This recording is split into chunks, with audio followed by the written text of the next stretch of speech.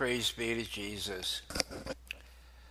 When I came across this story, it immediately reminded me of Pope Francis.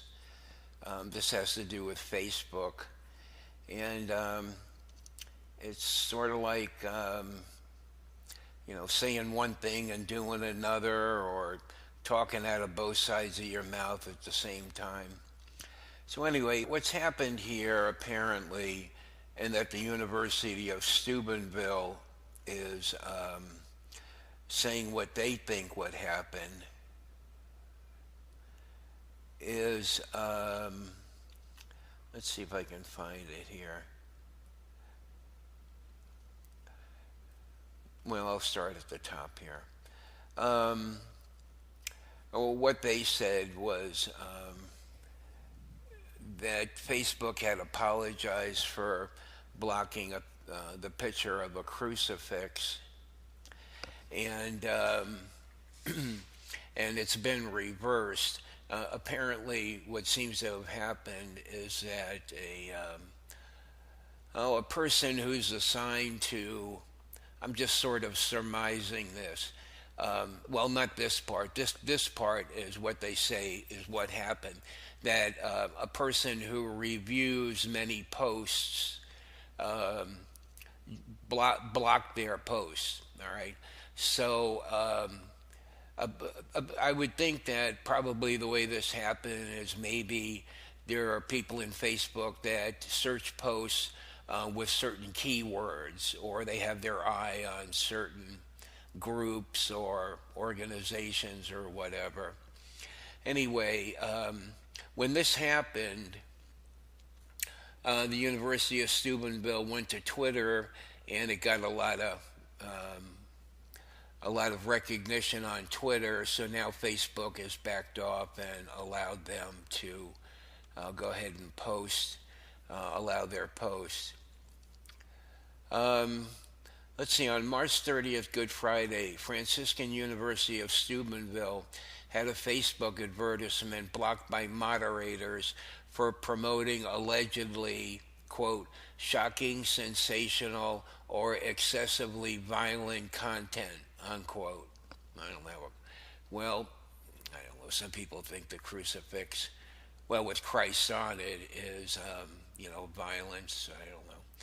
The advertisement in question featured an image of a crucifix known as the San Damiano Cross, accompanied by the slogan, quote, "We teach those who teach the faith," unquote. It was part of a series of Facebook advertisements for Franciscan University of Steubenville and promoted the graduate degree program in catechesis. So Facebook has since apologized and reversed the block on the advertisement. It says, the image does not violate our ad policies, a Facebook spokesperson told Fox News on Wednesday. We apologize for the error and have already let the advertisers know we approve their ad. So, the article goes on and has a picture of the Twitter post, and but anyway, this immediately reminded me of, well, in this case, when the heat's on, but I think a mistake was made here. What struck me about this is someone like, I'm going to use myself as an example because I know this to be true, and I think a lot of people have experienced this in the last few years, is, when I had a few hundred friends on Facebook a few years ago, I used to get more interaction with my posts than I do now when I have 5,000 friends on Facebook. Now, what I post, or what I do on YouTube, I very often do the same thing on my Facebook page. Usually I just post the link to the article. And I got to tell you, it's been months since anyone has interacted with my post with a like or a comment or anything. It's like I'm being blocked anytime I post news from certain sites, it's automatically blocked. I mean, it couldn't be anything else. I don't even get one like. Now, when I post other things, I may get 2 or 3 or 5 likes, or a few comments or a share or something. But when um, it just doesn't make any sense. I'm not the only person. I've talked to other people on Facebook that the same thing is happening. I've been thrown in Facebook jail a couple of times for 6 days each. Other people, when they get out of Facebook jail, they talk about them being in Facebook jail. And of course, once that pop-up comes up, you're in jail and there's nothing you can do about it. You can't, ask for a online hearing or anything. It's just the way it is. And so really what's going on in the big picture, when it comes to the big media online giants, is that little by little, they're really suppressing Christianity is what they're doing. And of course, when they do this too quickly, people get excited and they might back off a little bit. But it's the same thing that's happened, throughout society. When I was a kid, what was on television, people would talk about God. You'd see people in church.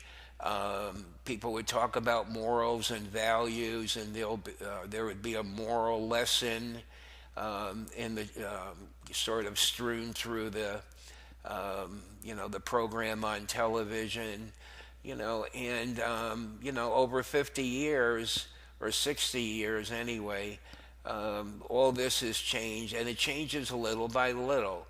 It's the old frog in the pot parable.